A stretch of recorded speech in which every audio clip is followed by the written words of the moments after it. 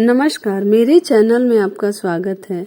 आज मैं आप लोगों को श्री रामचंद्र जी और सीता माता के विवाह की कथा सुनाने जा रही हूँ। बोलो जय श्रीमन नारायण। मार्गशीर्ष शुक्ल पंचमी को भगवान राम ने माता सीता के साथ विवाह किया था, अतः इस तिथि को श्री राम विवाहोत्सव के रूप में मनाया जाता है। इसको विवाह पंचमी भी कहते हैं। इस दिन भगवान राम और माता सीता का विवाह करवाना बहुत शुभ माना जाता है। पौराणिक धार्मिक ग्रंथों के अनुसार इस तिथि को भगवान राम ने जनक नंदिनी सीता से विवाह किया था, जिसका वर्णन श्री रामचरितमानस में महाकवि गोस्वामी तुलसीदास जी ने रोचक तरीके से किया है।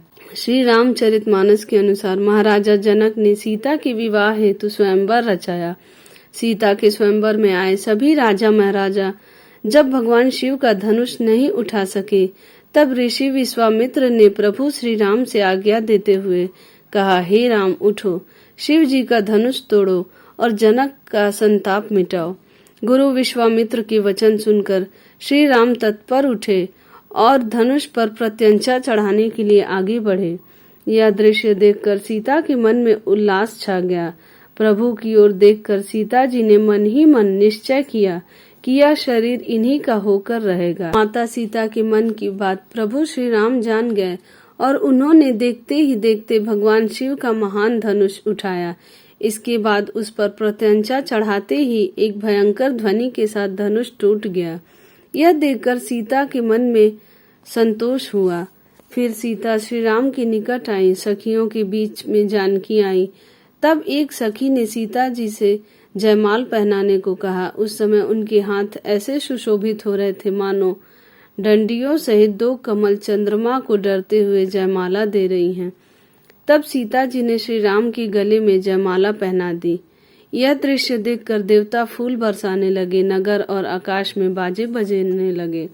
श्री राम सीता की जोड़ी इस प्रकार सुशोभित हो रही थी मानो सुंदरता और श्रृंगार रस एकत्र हो गए हों। पृथ्वी, पताल और स्वर्ग में यश फैल गया है। श्री राम ने धनुष तोड़ दिया और सीता जी का वरण कर लिया। विवाह से पूर्व माता सीता माँ पार्वती जी की पूजा आराधना करने गई थी। आराधना करते समय माता सीता ने गौरी मैया से विनती की कि उन्हें मन में जो उन्होंने सोचा है उसी के मुताबिक उन्हें वर की प्राप्ति हो। रामचरितमानस में तुलसीदास जी ने जो चौपाई लिखी है, देवी पूजी पद कमल तुम्हारे, सुर नर मुनि सब हो ही सुखारे। हे वर देने वाली त्रिपुरारी शिव की पत्नी, आपकी सेवा से चारों फल सुलभ हो जाते हैं। हे देवी, आपके चरण कमलों की पूजा करके देवता, मनुष्य और मुनि सभी सुखी हो जाते हैं। मोर मनोरथ जानहुनी के, बसहु सदा और पुर सब ही के। सीता जी कहती हैं, मेरे मनोरथ को आप भली भांति जानती हैं, क्योंकि आप सदा सबके हृदय रूपी नगरी में रहती हैं। इसी कारण मैं उसको प्रकट नहीं कर रही हूँ। यह कहकर सीता जी ने उनके गौरी माता के चरण पकड़ लिए। भगवती पार्वती सीता जी के विनय और प्रेम के वश में हो गईं। उनके गले से माला खिसक के गिर गई और उनकी मूर्ति मुस्कुराई। सीता जी ने आदर पूर्वक प्रसाद रूपी माला को उठाकर सिर से लगाया। माता पार्वती का हृदय हर्ष से भर गया और वे बोली, हे सीता, मेरी सच्ची आशीष सुनो, तुम्हारी मनोकामना पूर्ण होगी। नारद जी का वचन सदा पवित्र और सत्य है। जो वर तुम्हारे हृदय में बसा है वही वर तुम्हें मिलेगा। जिसमें तुम्हारा मन अनुरक्त हो गया है वही स्वभाव से सुंदर सांवला वर तुम्हें मिलेगा। वह दया से पूर्ण और सर्वज्ञ है, तुम्हारे शील और स्नेह को जानता है। इस प्रकार गौरी जी का आशीर्वाद सुनकर सीता जी सभी सखियों सहित हृदय से हर्षित हुई। तुलसीदास जी कहते हैं, भवानी जी को बार बार पूज कर सीता जी प्रसन्न मन से महल को लौट गई। मर्यादा पुरुषोत्तम श्री राम सीता के शुभ विवाह के कारण ही यह दिन अत्यंत पवित्र माना जाता है। भारतीय संस्कृति में राम सीता आदर्श दंपति माने गए हैं।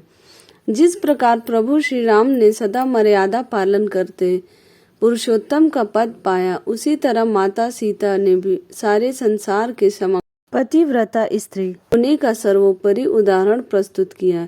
इस पावन दिन सभी को राम सीता की आराधना करते हुए अपने सुखी दाम्पत्य जीवन के लिए प्रभु से आशीर्वाद प्राप्त करना चाहिए। इस प्रकार माता पार्वती के आशीर्वाद से माता सीता को श्री रामचंद्र जी मिले, उसी प्रकार सभी को यह कथा सुनने वाली कन्याओं को सबको मन चाहा वर प्राप्त हो।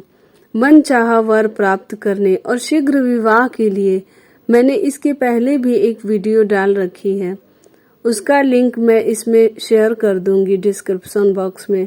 आप लोग जरूर सुने और उससे लाभ उठाएं।